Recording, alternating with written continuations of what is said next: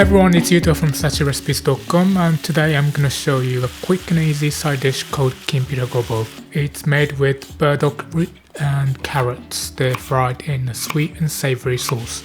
It's a great dish for bento boxes too.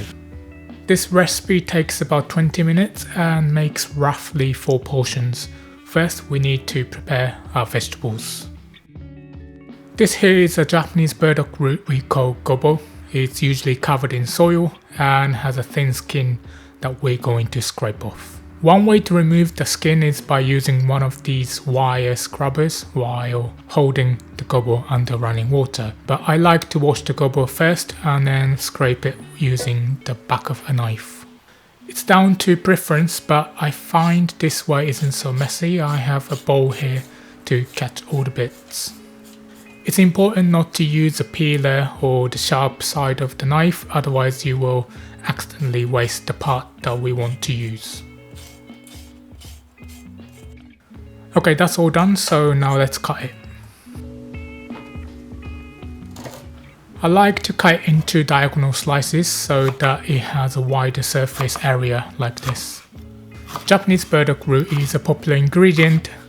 In other countries, it's often used in medicine or to make tea. Japan is actually the only country that uses it as ingredient in cooking.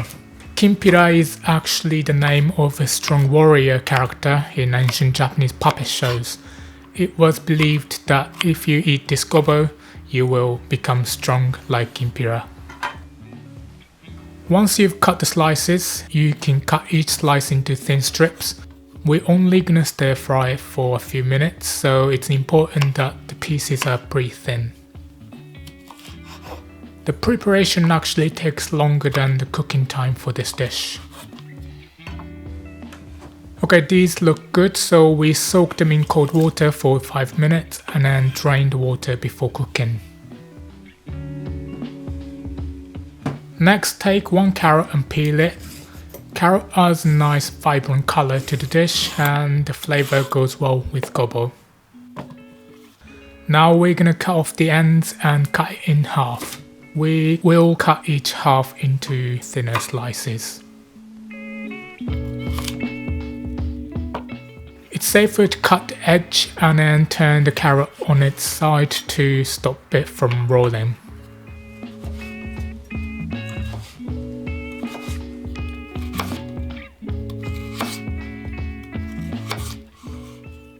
Once that's done, you can cut the slices into thin strips like we did with the gobo.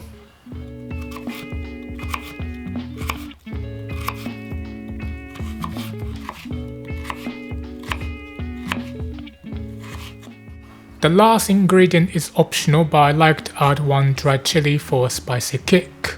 If you don't like spicy food, you can leave it out, but chili really complements Kinpira Gobo.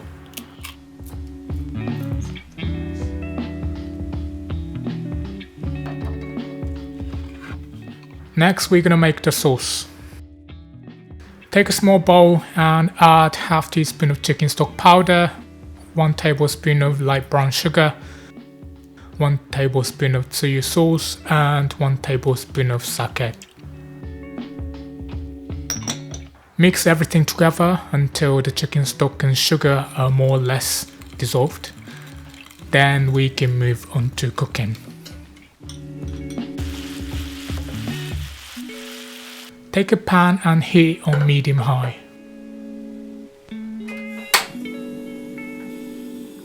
Add a drizzle of sesame oil and then, if you're using chili, add it to the pan to flavor the oil.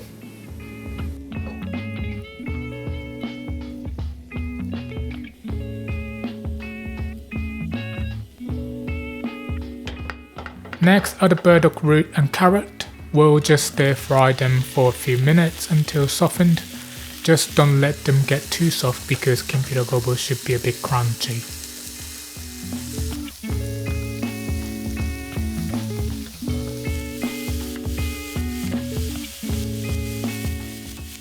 Okay, these have been frying for about 2 minutes and look like this. You can pour in the sauce. Continue to stir fry until the liquid is reduced. Feel free to turn up the heat to speed it up. a little bit. Next we add 1.5 tablespoons of soy sauce and continue to cook until the sauce is cooked down.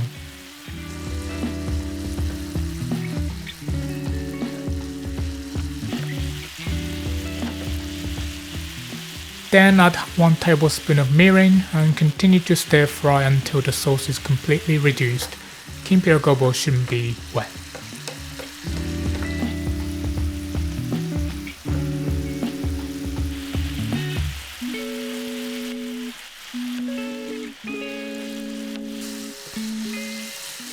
The final step is to turn off the heat and then add a tablespoon of sesame seeds.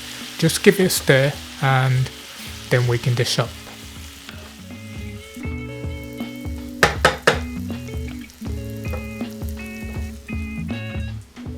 So there you have it, delicious and crunchy Kinpira Gobo.